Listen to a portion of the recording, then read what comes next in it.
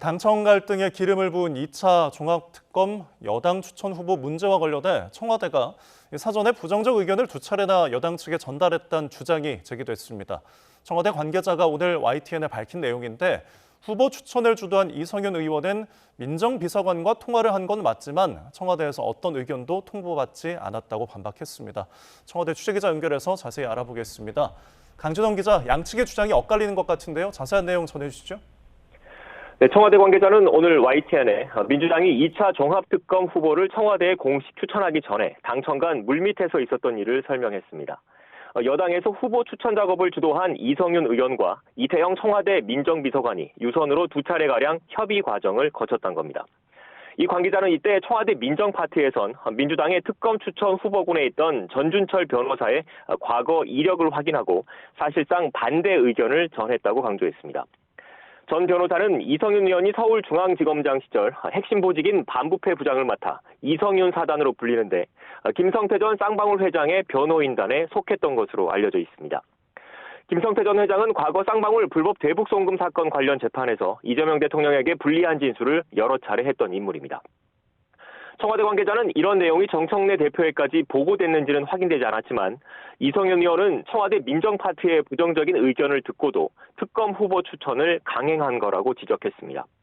이재명 대통령은 지난 5일 2차 종합특검의 특별검사로 민주당이 추천한 전준철 변호사가 아닌 조국혁신당이 제안한 인물을 선택했는데요. 청와대 관계자의 설명을 종합하면 이 대통령이 예상 밖 결론을 내기 전 변호사에 대한 청와대 내부의 반대 기류가 최소한 이성윤 의원에겐 사전에 전달됐다는 의미가 됩니다. 이성윤 의원은 YTN 보도와 관련해서 오늘 오후 국회에서 기자회견을 열었습니다. 이태영 청와대 민정비서관과 두 차례 통화한 사실은 맞는다고 인정하면서도 청와대에서 특검 후보와 관련해 어떤 의견도 통보받은 건 없다고 반박했습니다. 청와대가 두 차례 부정적인 의견을 전달했는데도 전준철 후보 추천을 강행했다는 건 역시 명백히 사실이 아니라고 주장했습니다. 앞서 정청래 민주당 대표는 여당이 전준철 변호사를 특검 후보로 추천한 걸 두고 청와대 내부에서 불쾌한 반응이 나오자 사과했습니다. 인사검증 실패라며 전 변호사의 경력은 몰랐다는 취지의 해명도 내놨는데요. 특검 후보 추천을 둘러싼 진실 공방이 당청 간 이상기류의 뇌관으로 다시 떠오를 수 있다는 우려도 나오고 있습니다. 지금까지 청와대 춘추관에서 YTN 강진원입니다. 사심제 논란을 빚은 이른바 재판소원법이 국회 법사위 소위를 통과하면서 거대 양당이 대립각을 세우고 있습니다. 더불어민주당과 국민의힘은 각각 합당 중단과 맞불 징계 여파로 폭풍을 겪고 있는데요. 자세한 내용 취재기자 연결해서 알아보겠습니다. 김다현 기자. 네, 국회입니다. 먼저 법사위 소식부터 전해주시죠. 네, 법원 재판에도 헌법 소원을 제기할 수 있도록 한 재판소원법이 오늘 범여권 주도로 국회 법제사법위원회 소위를 통과했습니다. 국민의힘은 사실상의 사심제, 이른바 이재명 피고인을 구하기 위한 안전망이라고 반발하면서 표결에 불참했습니다. 법사위는 곧바로 전체 회의에서 재판소원법을 논의하는데 법안 처리까지 적잖은 진통이 예상됩니다. 본회의장에서는 국회 대정부 질문 마지막 날 교육, 사회, 문화 분야에 대한 질의가 진행되고 있는데요. 국민의힘의 윤재욱 의원은 이해훈 전 기획예산처 장관 후보자 지명 문제와 관련해 소통 과정도 없이 야당의 인적 자원을 일방적으로 빼내고 야당을 흔들었다면서 정략적 의도로 읽힐 수밖에 없다고 지적했습니다. 네, 법여권 합당 논란은 매듭이 지어지는 모습입니까? 네, 그렇습니다. 먼저 더불어민주당의 정청래 대표는 혁신당과의 합당이 중단된 것과 관련해 더는 합당 논란으로 힘을 소비할 수 없다며 이재명 정부와 지방선거 승리에 도움되는 일만 하겠다고 밝혔습니다. 어젯밤에 이어 당원에게 죄송하다고 거듭 사과하면서 지방선거에 전력을 다하겠다고 말했는데 직접 들어보겠습니다. 비온 뒤 땅이 굳는다고 이제 이를 전화 위복의 기회로 삼아 지방선거 승리에 올인하겠습니다. 또 다른 축인 조국혁신당의 조국 대표는 비방과 모욕에 당원들이 큰 상처를 입었다고 뼈 있는 말을 남기면서도 민주당이 제안한 연대 및 통합을 위한 추진준비위원회 구성에 동의한다고 화답했습니다. 이로써 지난 3주 동안 범여권을 뒤흔들었던 합당 논의는 일단락됐지만 당 내홍을 곧바로 잠재울 수 있을지는 미지수입니다. 이번 합당 의제와 특별검사 추천 논란까지 겹치며 당청 관계가 악화했다는 평가 속에 청와대의 당무 개입 논란도 불거지는 모습입니다. 강득구 최고위원은 어제 자신의 SNS에 지방선거 이후에 합당하고 선거 이후 통합 전당대회를 치르는 것이 대통령 바람이라는 글을 올렸다가 곧바로 삭제를 했는데요. 총리께서 말씀하신 부분과 편차가 있다는 문장이 포함돼 있어 강 의원이 김민석 국무총리에게 보고하려던 걸 잘못 올렸다는 의심이 팽배합니다. 당권파에선 불편한 심기가 감지되는데 강 최고위원은 의원실 내부 실수였다며 어렵게 논란을 정리한 시점에 사실과 다른 글로 오해를 불러 사과한다고 밝혔습니다. 네, 이어서 국민의힘 행보도 전해주시죠. 네, 국민의힘 장동혁 대표는 오늘 보수 텃밭 대구와 험지, 전남 나주를 잇따라 방문했습니다. 설 연휴를 앞두고 지지세가 강한 지역과 취약한 지역을 동시에 찾는 건데 지방선거가 다가오는 만큼 민심을 듣고 대여 투쟁에 박차를 가하는 모습입니다. 직접 들어보겠습니다. 이재명 정권은 노력하면 바보가 되는 나라를 만들고 있다. 국민의힘에서는 노력이 성공으로 되돌아올 수 있도록 하지만 당에서는 이른바 징계 정치 때문에 계파 갈등이 심화하는 모습입니다. 어젯밤 친한계 배현진 의원이 이끄는 국민의힘 서울시당 윤리위원회는 유튜버 고성국 씨에게 탈당을 권유했는데요. 전두환, 노태우 사진을 당사에 걸어야 한다는 발언으로 당의 명예를 실추했다는 이유인데 고 씨는 일방적으로 밀어붙인 불법 결정이라며 즉시 이의 신청을 하겠다는 방침입니다. 이런 가운데 당 중앙윤리위원회는 서울시당의 한동훈 전 대표 제명 반대 서명을 주도한 배현진 의원을 불러서 소명을 들었습니다. 배 의원은 기자들을 만나 자신을 정치적 단두대에 세워서 마음에 맞지 않는 시당 위원장을 징계할 수 있지만 민심은 징계할 수 없다고 날을 세웠습니다. 윤리위가 한 전 대표와 김종혁 전 최고위원에 이어 배 의원에게 중징계를 밀어붙일 경우 내부 갈등은 최악으로 치달을 전망입니다. 지금까지 국회에서 전해드렸습니다. 제2의 프로포폴이라고 불리는 약물인 애토미데이트를 불법 유통한 일당이 경찰에 붙잡혔습니다. 마치 병의원처럼 보이는 시술소까지 차려놓고 의약품 도매법인 대표가 빼돌린 약물을 불법으로 투약해 준 것으로 조사됐습니다. 취재기자 연결해서 자세한 내용 알아보겠습니다.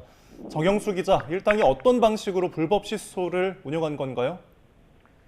네, 영상을 보시면 마치 병의원의 주사실처럼 보이는 곳에서 약을 맞은 사람이 균형을 잡지 못하고 바닥에 쓰러지거나 주사를 더 놔달라는 듯 빌기도 하는 모습입니다.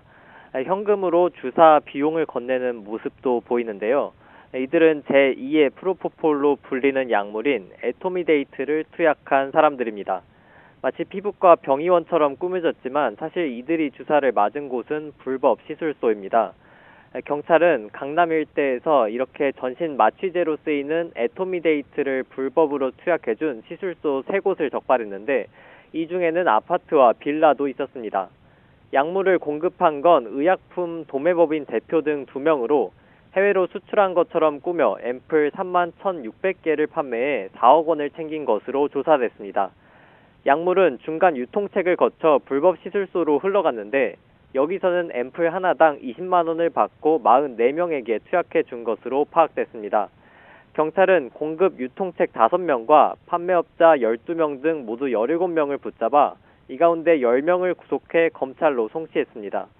또 범죄 수익 환수를 위해 현금 4,900만 원을 압수하고 재산 4억 2,300만 원에 대해 법원에서 기소 전 추징 보전 결정을 받았다고 밝혔습니다. 네, 이런 가운데 경찰은 신종마약을 차단하는 특별 대책을 계획하고 있다고요? 네, 신종마약류가 온라인을 통한 비대면 거래 방식으로 널리 유통되는 등 확산하는 것도 문제인데 특히 액상형 전자담배나 식료품으로 위장한 경우도 확인됐습니다. 지난해 신종마약류 대다수가 해당하는 향정신성 의약품 관련 검거 인원도 1,800여 명, 압수량은 448kg에 달합니다. 이에 따라 경찰청 국가수사본부에서는 해외 유통망을 통한 신종마약의 국내 유입과 확산을 차단하기 위한 특별 대책을 추진하기로 했습니다. 대검찰청과 관세청, 식품의약품안전처 등과 함께 신종마약 대응협의체도 구축하고 밀반입을 차단하거나 국내 유통망을 단속할 방침입니다. 지금까지 사회부에서 YTN 정영수입니다. 지난해 치러진 수능 영어 난이도 조절 실패는 출제와 검토 모두 부실했던 탓으로 드러났습니다. 특히 막판에 40%가 넘는 문항이 교체되면서 검토와 난이도 조절 등을 제대로 하지 못한 것으로 확인이 됐는데요. 교육부는 앞으로 인공지능을 활용한 출제와 검토 등을 추진할 계획입니다. 염혜원 기자입니다. 지난해 수능 영어는 1등급이 3.11%에 그치며 난도 조절에 실패했다는 비판에 직면했고 결국 수능 출제기관인 한국교육과정평가원장이 사임했습니다. 절대평가 취지에 맞는 시험 난이도를 목표로 하였으나 당초 취지와 의도에 다소 미치지 못하는 결과가 나왔는데 이에 대해서 유감스럽게 생각합니다. 이후 교육부가 수능 영어 출제와 검토 과정을 조사해보니 총체적인 부실이 확인됐습니다. 전체 45개 문항 가운데 42%에 달하는 19개 문항이 막판에 교체된 겁니다. 국어는 한 문항, 수학은 4문항만 교체됐던 거에 비하면 엄청난 숫자입니다. 시간이 촉박한데 지나치게 많은 문제가 교체되다 보니 사교육 유사 문항 확인이나 난이도 점검 등에 연쇄적으로 차질이 빚어진 거로 확인됐습니다. 출제위원 선정에도 문제가 있었던 거로 파악됐습니다. 다른 과목은 교사의 비율이 45%인데 영어는 33%에 그쳐서 실제 수험생들의 학업 수준을 반영하는 데 한계가 있었다는 겁니다. 교육부는 영어는 절대평가이기 때문에 적정한 난이도 출제가 매우 중요하다며 교사 출제위원 비중을 50%까지 늘리기로 했습니다. 또 그동안에는 사교육 카르텔을 우려해 인력풀에서 무작위로 출제위원을 선정해왔지만 앞으로는 출제 경험이나 교과서 집필 이력 등을 고려해서 뽑겠다고 밝혔습니다. 이와 함께 인공지능으로 영어 지문을 생성하고 문항 난이도 예측과 유사 문항 검토를 할 수 있도록 시스템을 개발해 오는 2028학년도 모의평가 때 시범 운영할 계획이라고 설명했습니다. YTN 염혜원입니다. 미 하원의 쿠팡 관련 조사가 우리나라에 대한 관세 재인상을 초래할 수도 있다는 전망이 나왔습니다. 미 의회 청문회가 쿠팡 이슈를 더욱 키우면서 트럼프 행정부의 한미 간 통상 합의를 흔들 빌미를 제공할 수 있다는 겁니다. 박영진 기자입니다. 트럼프 1기 백악관 국가안보회의 한반도 담당 보좌관을 지낸 애덤 페러는 쿠팡 문제가 사실상 한미 간 지정학적 이슈로 전환된 것으로 보인다고 진단했습니다. This Coupang situation has emerged, a very real crisis for Coupang given this massive data breach, but the Coupang has seemingly effectively turned into a geopolitical issue between the United States and Korea. 문제는 한국이 디지털 분야에서 미국 기업을 부당하게 대우해왔다는 미국 내 인식입니다. 쿠팡 사태에 이런 디지털 규제 문제까지 더해 트럼프 행정부가 한국이 해당 기업들의 불공정한 대우를 하고 있다고 판단한다면 파장이 커질 수 있다는 겁니다. 특히 미 의회 청문회는 이 이슈를 더욱 키우면서 한국에 상당한 위험 요인이 될 수 있다고 짚었습니다. 페러 전 보좌관은 미 의회가 쿠팡 사태에 본격적으로 개입할 경우 트럼프 대통령이 한미 통상 합의를 흔들 가능성도 있다고 말했습니다. Because it has the potential to elevate the issue more broadly, but also bring Congress into the mix that could, lead the president to take actions that disrupt the trade agreement. 페러 전 보좌관은 트럼프 대통령은 미국 기업 보호를 명분으로 관세 수단을 거리낌 없이 사용하는 인물이라며 최근 한국에 입법 지연을 문제 삼아 관세를 25% 인상하겠다고 밝힌 점을 예로 들기로 했습니다. 헤럴드 로저스 쿠팡 임시 대표는 오는 23일 미 하원 법사위원회 비공개 청문회에 출석할 예정입니다. YTN 박영진입니다. 이번 밀라노 코르티나 동계올림픽이 개막한 지 일주일 가까이 됐지만 관심은 예전만 못합니다. 시차 영향에 종편 채널 단독 중계, 미디어 소비 패턴 변화까지 복합적으로 작용한 것으로 보입니다. 김승환 기자입니다. 최근 SNS에는 올림픽 하는지 몰랐다, 관심이 잘 가지 않는다는 반응이 잇따르고 있습니다. 이탈리아와 시차로 주요 경기가 새벽 시간대에 몰려있는 데다 이번 대회가 지상파에서 중계되지 않는 첫 올림픽이기 때문입니다. JTBC는 이번 동계올림픽을 포함해 2032년까지 모든 올림픽과 월드컵 중계권을 확보했습니다.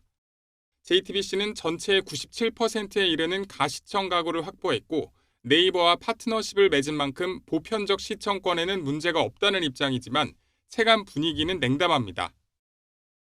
국민들의 시청권이 아주 제한적으로 이루어지고 있는 부분 매우 유감입니다. 중계권 협상을 강제할 수 있는 법적인 근거가 아주 제약적입니다. 법 개정들을 지금 준비하고 있습니다. 동계올림픽 자체에 대한 관심이 낮은 것도 올림픽 분위기가 살지 않는 또 다른 이유입니다. 직전 대회인 2022년 베이징 동계올림픽에 관심이 있었다고 답한 여론조사 응답자는 같은 시기 카타르 월드컵이나 파리 올림픽과 비교해 절반을 약간 웃도는 수준에 그쳤습니다. 또 온 가족이 함께 거실에서 실시간 중계를 보기보다 관심 있는 종목만 하이라이트 영상으로 짧게 소비하는 파편화된 시청 트렌드도 영향을 준 거로 풀이됩니다. 다만 화면 밖에서 자신의 한계를 시험하는 선수들의 도전은 계속되고 있는 만큼 응원의 온도만큼은 낮아지지 말아야 한다는 목소리도 나옵니다. YTN 김승환입니다.